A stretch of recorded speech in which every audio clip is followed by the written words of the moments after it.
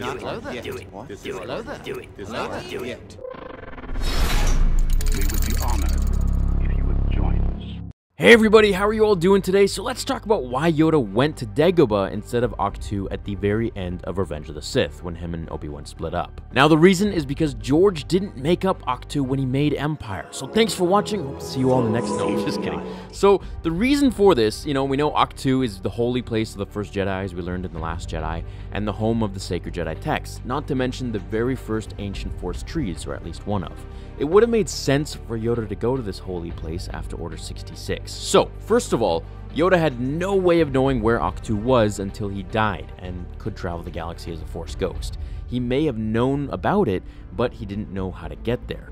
The only reason Luke found it was through access of Imperial and New Republic archives after Return of the Jedi. Like for example in the Battlefront 2 game, he goes to different Emperor observatories locked away in different parts of the galaxy and uses the Force to open them up, finding relics, compasses, and maps leading to different places. Now in the event that Yoda did know about Ahch-To, it would have been the worst place for him to go for 3 reasons. Palpatine found the info to these maps leading to this place, just as Luke found them from the Empire's files. He would have made an effort to check this place, definitely. Now the second reason is because it was extremely dense in life forms. A swamp is a home for everything from snakes to birds to billions of bacterial organisms just moving around. This would have made it extremely hard for the Emperor to pinpoint exactly where Yoda was if he was camouflaged in so much life around him. The third is that in canon, Dagobah was home for a major dark side Force nexus. This completely drained Yoda's Force powers over time, and it could be attributed to his reason of dying, although he was pretty old, man. He was like over 900 or something like that at the end of Return of the Jedi. So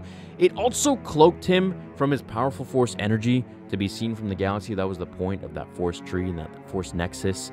It definitely hurt him over time, but it made him safe from the Empire. Now, another reason that I want to add to this is because Yoda was very much like Qui-Gon at this point. In the Revenge of the Sith novelization, it was even said that Yoda planned to wait on the Son of Skywalker to come to him when the Force willed it. He basically believed in fate at this point, that if it's meant to be, it'll happen on its own doing, and the Force will guide its path. Now, in the event that he did go to Ahch-To, I think Yoda would have become insanely more powerful, learning from all the planet had to offer him, and of course, studying the ancient Jedi texts, which he knew very well about, at least in The Last Jedi. Perhaps after his death, he traveled there to study from them. After all, we know that he can touch living environments as he did with Luke, so for all we know, once he's dead as a Force ghost, there aren't really any more rules anymore. So I guess we'll find out what happens in Episode 9 in about a year and a half. I sorta wish that he went to Ahch-To. It would have made him more powerful, but also he would have been found by the Empire, which would have given us another cool fight to see on screen. Star Wars could have gone completely differently. But like I said, of course,